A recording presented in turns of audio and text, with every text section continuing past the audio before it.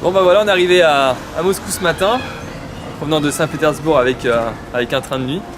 Bon, la nuit était un peu courte, hein, pas facile de dormir dans un train couchette à 50 personnes. Qu'est-ce que ça va être pour le Transsibérien? Alors on a déposé nos bagages à l'hôtel et alors initialement à l'auberge. Ouais, c'est pas vraiment d'hôtel. On devait faire les visas à Irkoutsk pour la Mongolie. Pour la Mongolie et en fait il se trouve que juste en face de notre hôtel il y a l'ambassade de Mongolie, donc on a tenté d'aller voir directement. Donc là aujourd'hui on est vendredi, donc on s'est dit est-ce que c'est possible de le faire aujourd'hui, et ils nous ont dit que c'était possible. Donc on s'est pas pris la tête, on a fait le visa pour aujourd'hui, surtout qu'on était un peu ric-rac parce qu'on doit sortir le 13 septembre de Russie. Donc là ça nous laisse un petit peu plus de temps en Russie, donc c'est plutôt cool de faire les visas à Irkoutsk. Ça nous bloquait dans cette ville pendant quelques jours. Donc on est plutôt content.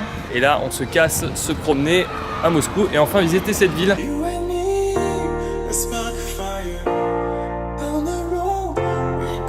Voilà, donc on commence avec l'église du Christ Saint-Sauveur. Quand les Français ont été boutés hors de la Russie en 1816, vous savez, quand Napoléon a voulu conquérir la Russie, et bien les Russes ont décidé de construire une cathédrale en l'honneur de cette grande victoire. Malheureusement, la première qui a été construite a été détruite sous la Révolution. Et elle a été reconstruite dans les années 90 et achevée en 1997. Et avant ça, il devait avoir un palais à l'effigie de Lénine qui devait faire 500 mètres de haut. 500 mètres de haut, avec une grosse statue de Lénine.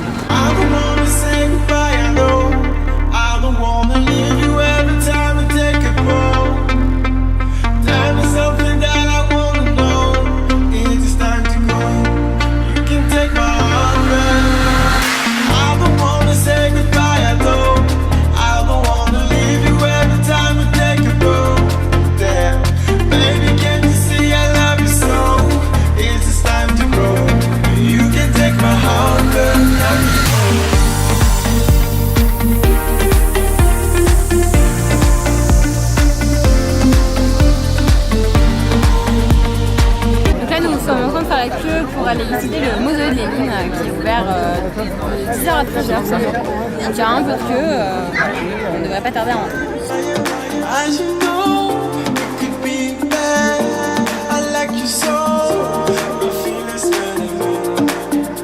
C'est très intéressant parce qu'en fait c'est une momification de Lénine avec une procédure qui a été tenue secrète très longtemps. Alors maintenant elle est plus secrète. D'ailleurs si on veut se faire momifier comme lui, il faut payer $1 million. Alors il y a un gros débat sur le fait que Lénine soit dans son mausolée parce qu'initialement il voulait se faire inhumer à côté de sa maman à Saint-Pétersbourg. Mais Staline a préféré le momifier sur la place Rouge. Alors maintenant il y a encore des débats sur est-ce qu'on doit respecter ses vœux ou le garder ici. Alors les pro-communistes souhaitent vraiment le garder sur la place Rouge alors que les autres veulent qu'il soit inhumé à côté de sa maman comme il le souhaitait.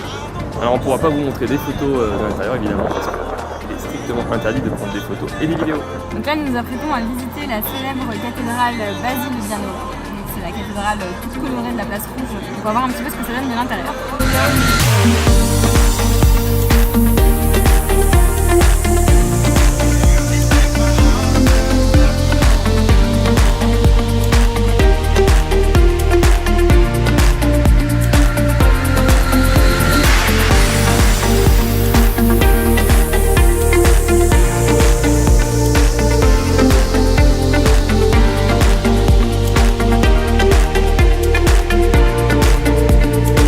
Bon bah ça y est, on a enfin les visas de la Mongolie, donc au moins une bonne chose pour être tranquille. Et là on se dirige au musée historique d'État. Au musée historique d'État, histoire de connaître un petit peu plus l'histoire de l'État.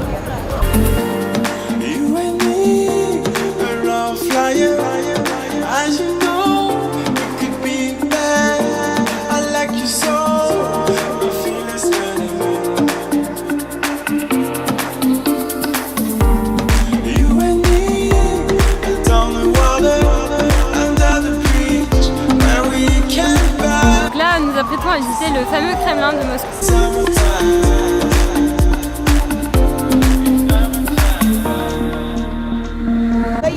Alors ça c'est le canon roi. Alors autant vous dire qu'il n'a jamais servi. Hein. Il est gros mais il sert à rien. On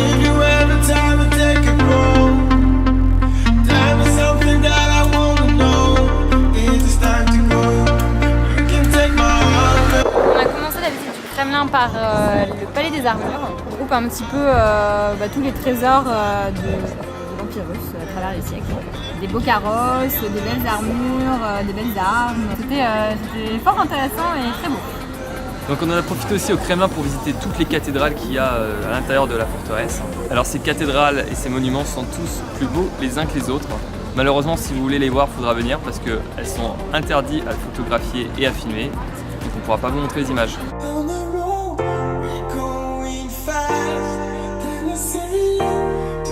Donc ça y est, pour notre dernier jour à Moscou, nous avons gravi le clocher d'Ivan le Grand, donc qui est quand même le plus haut bâtiment du Kremlin.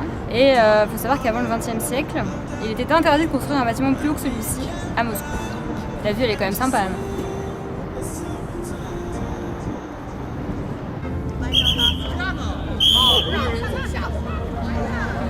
Bon, par contre, il y a intérêt à marcher sur les passages piétons. Hein. Sinon, on se fait siffler. C'est pas à cause des voitures, c'est juste parce que en Russie, il faut toujours être là où on veut que tu sois. Donc là, on va rechercher mon couteau suisse. Évidemment, il n'est pas passé à la sécurité à l'entrée du Kremlin. Alors c'était un peu un jeu de ni oui ni non. Parce que au début, ils voulaient que je rentre avec, après ils voulaient pas. Après ils voulaient que je l'amène au vestiaire, mais le vestiaire était fermé, donc je suis remonté. Ils m'ont dit que je pouvais redescendre parce qu'ils avaient appelé le mec. Finalement, le mec il voulait toujours pas m'ouvrir, donc je suis remonté. Ils ont appelé le super chef de la sécurité. Et finalement, j'ai laissé mon couteau suisse à un garde à l'entrée. Et là, j'espère que je vais récupérer mon super couteau suisse. Parce qu'avant de prendre le Transsylvanien, ce serait dommage de ne pas pouvoir couper les petits saucissons qu'on a achetés. Hein?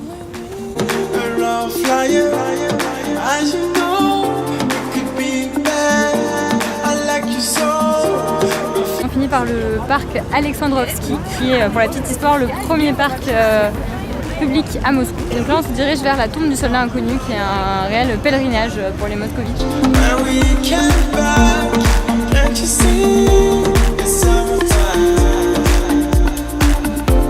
Voilà, donc on est devant la tombe du soldat inconnu. Donc on voit toutes les petites fleurs, et en fait c'est un pèlerinage notamment pour les jeunes mariés qui viennent déposer une fleur et se prendre en photo. Et donc on peut y lire inscrit: ton nom est inconnu, ton exploit est immortel.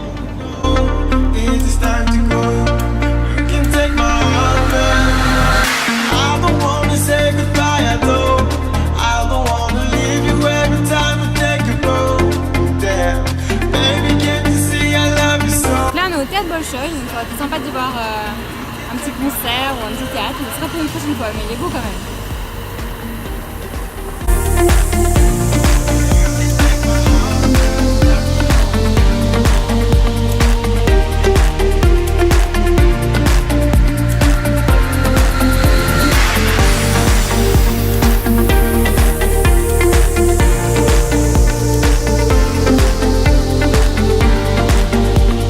Nous sommes au parc de Povedy, donc au parc de la Victoire. Et en fait, c'est un immense mémorial qui commémore la victoire de l'armée russe pendant la Seconde Guerre mondiale. Le monument phare, c'est cet obélisque qu'on peut voir derrière, qui fait quand même 141,8 mètres. Et il faut savoir que chaque portion de 10 cm représente un jour de guerre. Donc, on peut faire le calcul.